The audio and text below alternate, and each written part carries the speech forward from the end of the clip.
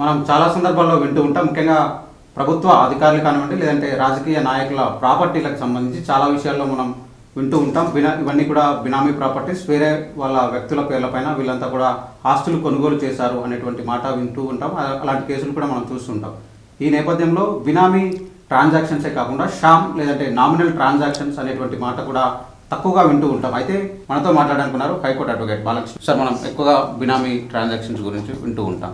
So అసలు యాక్చువల్గా ఈ షామ్ అంటే ఏంటి? షామ్ ట్రాన్సాక్షన్స్ అంటే right. Sham or nominal transaction, అలాగే benami transaction. Sham or nominal transaction అంటే మనకి టైటిల్ ట్రాన్స్ఫర్ జరుగుతుంది, కానీ ఆ ట్రాన్సాక్షన్లో ఆ డీడ్ జరిగేటప్పుడు కన్సిడరేషన్ అమౌంట్ పే చేయరు. అలాగే ప్రాపర్టీ యొక్క పొజిషన్ కూడా ట్రాన్స్ఫర్ అవ్వదు. అంటే కేవలం పేపర్ మీద నామమాత్రంగానే ఈ ట్రాన్సాక్షన్ జరుగుతుంది.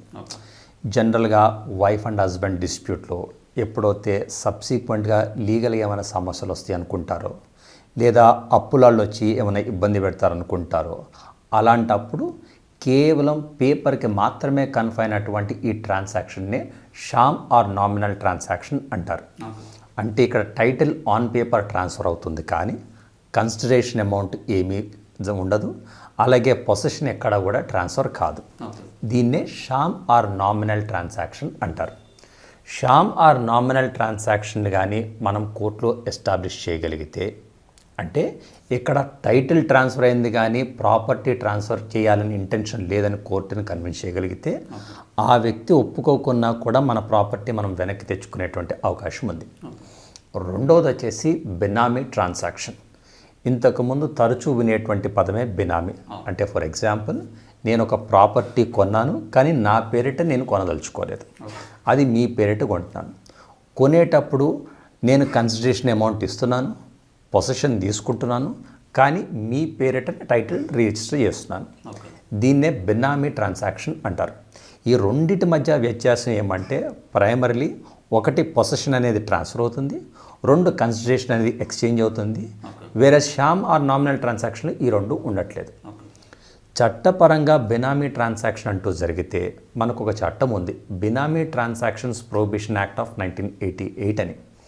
బినామీ ట్రాన్సాక్షన్ అంటూ జరిగితే, అంటే మీరు నా బినామీ కానీ అయి ఉన్నట్లయితే, మీరు కానీ సబ్సిక్వెంట్గా టైటిల్ ట్రాన్స్ఫర్ చేయడానికి విముఖంగా ఉంటే నాకు కోర్టులో ఏ రెమెడీ ఆర్ రిలీఫ్ ఉండదు. వేరే షామ్ ఆర్ నామినల్ ట్రాన్సాక్షన్లో నా టైటిల్ నేను వెనక్కి తీసుకొచ్చుకునేటువంటి అవకాశం ఉంటుంది.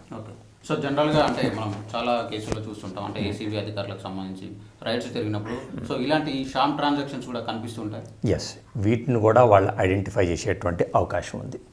అంటే కేవలం ఈ రెండింటికి ఉన్నటువంటి కామనాలిటీ ఏమంటే, ఏ వ్యక్తి అయితే పర్చేస్ చేయదలుచుకుంటున్నాడో ఆ వ్యక్తి పేరు లీగల్గా రికార్డ్స్లో ఉండదు, వేరే వ్యక్తుల పేర్లు కనపడుతూ ఉంటాయి.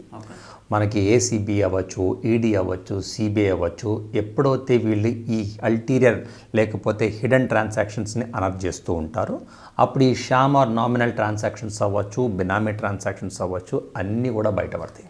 సో జనరల్గా ఈ షామ్ ట్రాన్సాక్షన్స్ అనేవి కూడా అవి కూడా ఇల్లీగల్ అనుకోవచ్చా? అవి కూడా ఇల్లీగలే, బట్ ఈ రెండింటిని కంపేర్ చేసుకుంటే బినామీస్ అవుట్ రైట్ ఇల్లీగల్. వేరే షామ్ ఆర్ నామినల్ ట్రాన్సాక్షన్ అనేది కొన్ని సందర్భాల్లో దాన్ని మనం వెనక్కి తెచ్చుకునేటువంటి అవకాశం ఉంది. సో ఇది జనరల్గా చూసుకున్నట్లయితే షామ్ ట్రాన్సాక్షన్కి సంబంధించి మనం ఎక్కువగా వింటూ ఉండవు, కానీ ఇది కూడా ఒక రకమైనటువంటి ఇల్లీగల్ పనే. కానీ దీంట్లో ప్రాపర్టీని వెనక్కి తీసుకునేటువంటి అంటే తెచ్చుకునేటువంటి అవకాశం ఉంటుంది. దాన్ని కోర్టులో కూడా ఛాలెంజ్ చేసేటువంటి అవకాశం ఉంటుందని బాలకృష్ణ గారు అయితే చెప్తున్నారు. ఇక మనకు అందరికీ కూడా తెలిసిందే, బినామీ ట్రాన్సాక్షన్ జరిగితే ఖచ్చితంగా దానిపైన మనం హక్కులు, అంటే ఒకవేళ వాళ్ళు తిరిగి ఇవ్వకపోతే వాటిపైన మనం హక్కులు కోల్పోయేటువంటి అవకాశం ఉంటుంది. ఒకవేళ అలాంటి ట్రాన్సాక్షన్ చేసినా కూడా వాళ్ళకు శిక్షలు పడేటువంటి అవకాశం కూడా ఉంటుందనే విషయం కూడా మనకైతే తెలిసింది. జర్నలిస్ట్ వెంకట్తో శ్రవణ్, ఏవీ ఆంధ్రజ్యోతి, హైదరాబాద్.